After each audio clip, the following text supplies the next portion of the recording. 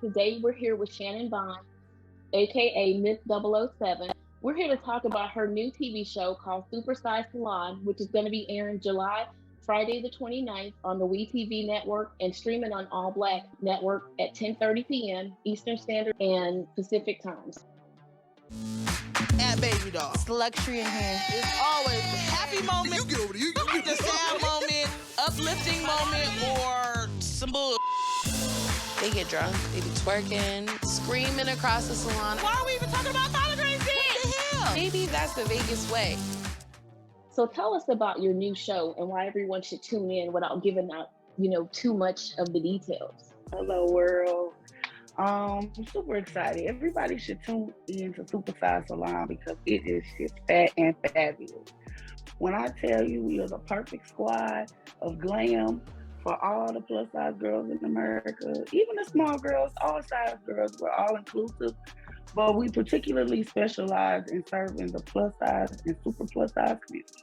Our furniture holds up to 800 pounds. The owner, Jamie Lopez, who is one of my dearest friends, who provided this opportunity for us, has had a salon here in Vegas, where I am, for the past 7 years, and it has thrived and got her and us this far.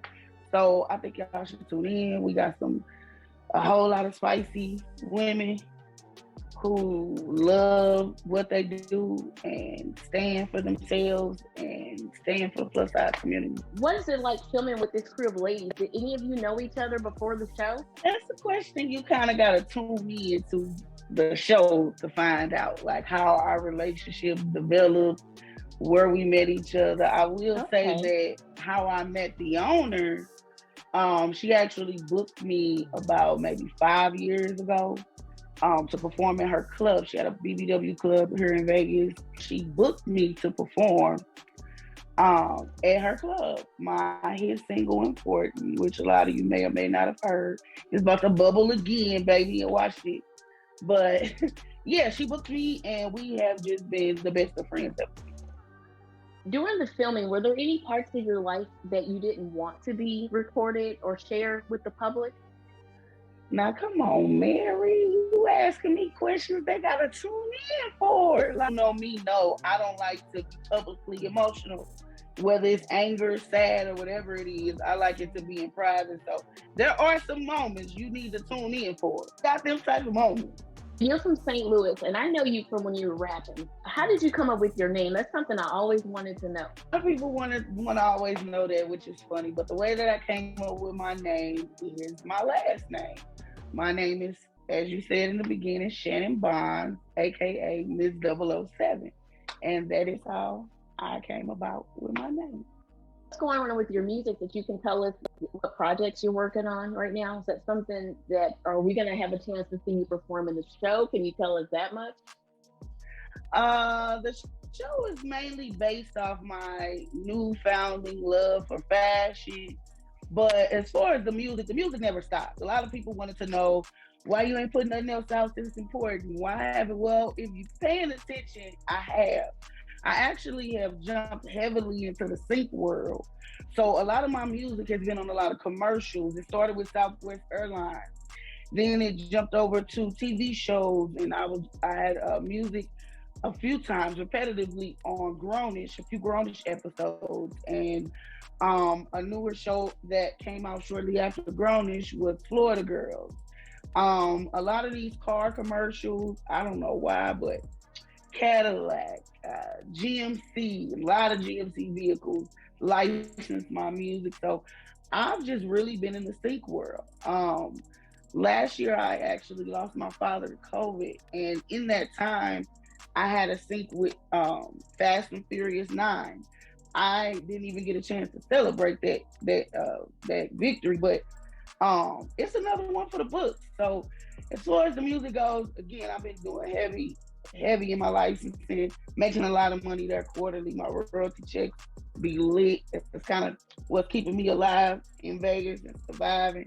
So the music never stops. It's still coming. Yes, we got more music coming. I can't let the TV show drop without dropping a new single. We got to do something because the music is my first passion and my first love. The fashion just kind of happened along the way. Well, I remember you, definitely from being on stage, and you were always one of my favorite performers to watch because you came and you conquered. Every time you would get on stage, like it was lit. Like you had the crowd every single time, and you definitely are known in St. Louis for being great as a lyricist. So I just wanted to thank you personally, and why I had to do my first interview with you for the TV show, because I did my first performance as an artist with you, and you have literally seen the flourish of me from day one. So I just wanted to thank you and made sure I reached out to you and made sure I gave you this first interview because you deserve it, I deserve it, we deserve it, and I just appreciate people like you for always supporting me and thinking of me and making sure I'm a part of what you got going on. Well, look, I appreciate it, and I am not trying to be teary-eyed and crying. I had to cry too. I had to hold it back. I had to make sure you was a part of this. Thank you, and I appreciate that. I'm so excited. Like I told you, like when we first started, I was like so giddy when I first saw you sit down because I hadn't seen you. It's been years. I mean, first of all, like we're all growing, and like you're in a whole different city, and you're thriving, and it's just a good thing to see. How was it for you to make that transition into TV? I've had multiple TV opportunities with the same network. One of the time, the first actual, when my video Important went viral in 2015, so many production companies were hitting me up, wanted to give me my own show. Now, mind you, Instagram had just hit the market. It wasn't even that big. So I went viral on Facebook. So all of these production companies were contacting me, including WeTV. They gave us a huge budget, flew all my friends out, and for whatever reason, the show got shelved. I had another opportunity with the same production company, but with another network, and that show got shelved. I believe that God never introduces me to someone without purpose. Like people are drawn to me or brought to me or I'm brought to them for whatever reason. And Jamie booked me for that show, and I don't know, we fell in love with each other, and her opportunity became my opportunity, which became our opportunity. So it just so happened it was with the same network and some of the same executive producers 7 years later. What was that feeling like when you got that call that you were going to be doing this show? It was exciting. I was, I'm trying to stay optimistic, but in this game, it's really hard to get a yes, especially when you're a plus size girl and a woman. So when you're plus size and a woman, you have so many disadvantages to what you're trying to do in this game, and especially in music. So for me, it was like, oh my God, I got this opportunity, but at the same time, I ain't gonna get my hopes up too high because I've, been there, done that, but it just, God's grace, third time became a charm. What's funny is we got this call in 2018. Oh, wow. And she got the call, Jamie got the call, the owner of the salon, and she just hit me up like, hey friend, I love you. I want you to be a part of my show. And I was like, okay. It just so happened I had just started my custom lingerie and intimate business. And I honestly wasn't that good yet. I had just started doing a couple of pieces for myself, and I was already styling because I had done that for multiple campaigns for multiple different companies. So styling was already under my belt, but creating these custom pieces, I had just started. But I was like, okay, she's like, yeah, I want you to do this in my salon. And I'm like, okay, let's do it. Matador, the production company, hit me up. I flew out to Vegas. We did the pilot, and something happened, but we had to do the pilot again in 2019. 2019 happened. They repitched it, and WeTV bought it. When WeTV bought it, that's when we found out, hey, These are some of the same executive producers. They love you. They wholeheartedly want you to be a part of the show. Let's work it out. So I just started working, man, and have been since perfecting my craft. Well, as you know, COVID hit. March of 2020, we were supposed to tape our first series, and COVID held us up. And again, I just feel like this is all God, because production companies, TV networks don't wait for you. Right. I know despite a national, worldwide pandemic, but there were so many holdups in this process that they could have just dropped us and went on with some new people. Times have changed. The pandemic had people at home creating new waves, but they stuck with us. People love me like naturally, organically. Everywhere I go, I'm like everybody's best friend. I'm kind of like how people were saying my dad was when he passed away. Like, we never met a stranger. Like, everybody we meet is our best friend instantly. Now, things do happen along the way when you get to meeting people's true characters, but like people, I'm a genuine person, so I kind of don't really have that problem. So how did you start being a stylist? Actually, after my music, again, Instagram had just started bubbling and influencers were just starting, brand ambassadors. So I just started hitting up all these companies, doing content for them before content is what it is today. Mm-hmm. And so one of the big ones that I had got a contract with was this company called D&Co. And D&Co, one day I'm gonna tell the real story, but I just gotta make sure I don't fuck nothing up. Right. You want to be able to get a check from them too, okay? I'm sorry. Can I curse on her? No, we're all grown. Yeah, totally. Okay. So yeah, I just want to make sure I don't fuck no relationships up or nothing like that. But what I will say is, I was responsible for styling my look. Mm-hmm. And through that, at that time, D&Co had never had a video over 30K. I think the most at that time was like 37,000 or something like that. And my videos that they posted got almost 8 million views. Oh wow. Overnight. These videos had posted like the third week in January of that year. I can't remember what year it was. I think it was 2018, beginning of 2018.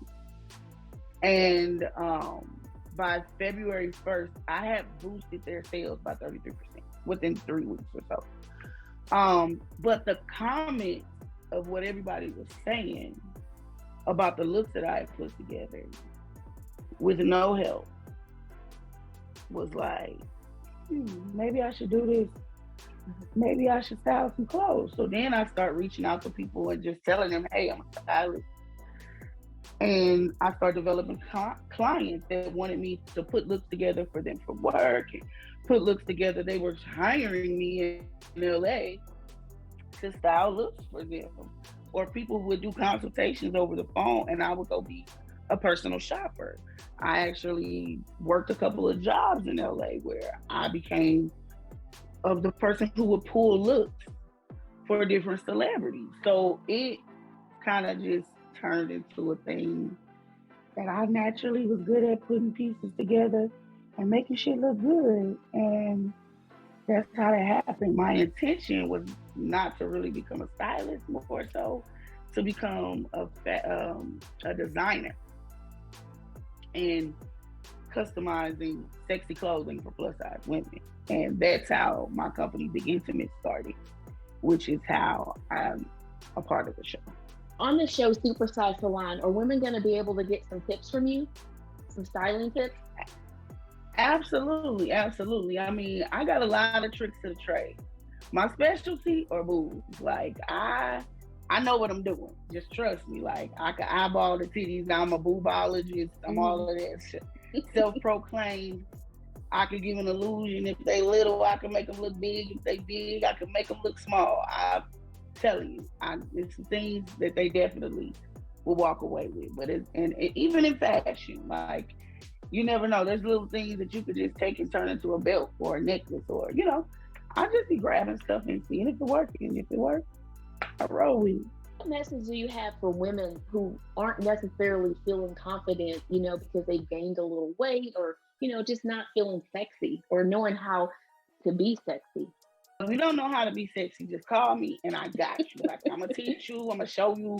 I am starting a confidence coaching class to teach women how to be more confident in their bodies, in their wardrobe, and their shoes.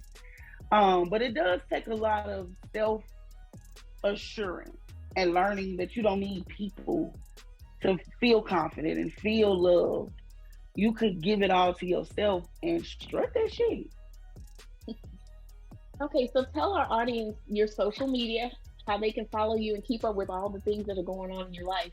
So if you want to follow me, hit me on most of my social media sites. It's Mz007 Music, Mz007 Music. The only one that's a little different is YouTube. It's Mz007 STL, Mz007 STL. But yeah, you can find me everywhere, pretty much everywhere. Lastly, is there anything that you would like to leave our audience with about the show, about yourself? What's your last words? And for the big day, like you've got this big day coming up. Everybody's going to be watching. Yeah, I just want y'all to have a supersized life. Do everything supersized. Do it big, man. Like, never give up. Never quit. I am proving. I am the proof in the pudding for St. Louis, Ferguson, all that. If you never quit, you don't even got to leave the city. I do suggest you do, but if you don't quit. I promise you, it'll all work out. It'll all just happen for you. I'm proof. I could have quit a long time ago and I didn't. But make sure you do a supersize. Everything got to be in a supersized way.